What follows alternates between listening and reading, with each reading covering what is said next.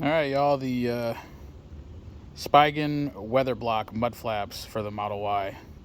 Came with two nice tools to get the plastic out, as well as the screw that you're going to need for the rear.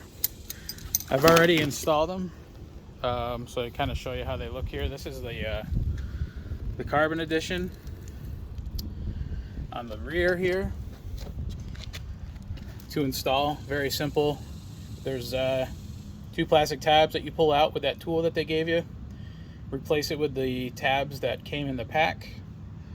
Slip that over. It's got a really nice tight fit.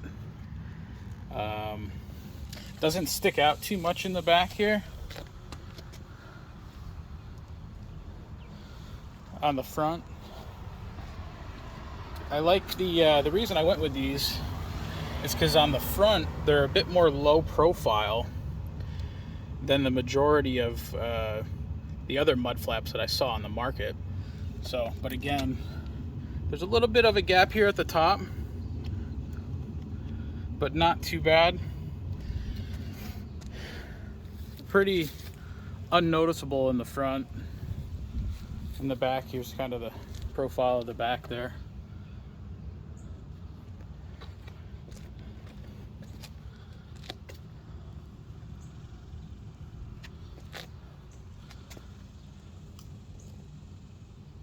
Kind of just goes outside the wheel there.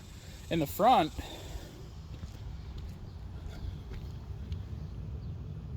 they kind of hardly even stick out.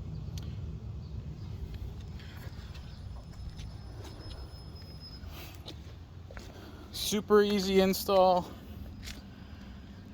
On the back, like I was saying, just those two tabs. Then there's a screw on the bottom. You just take the screw out, put it back in, and in the front, there's a little tab on the back side of this. You just slide it under the plastic here. Replace those two tabs in the front.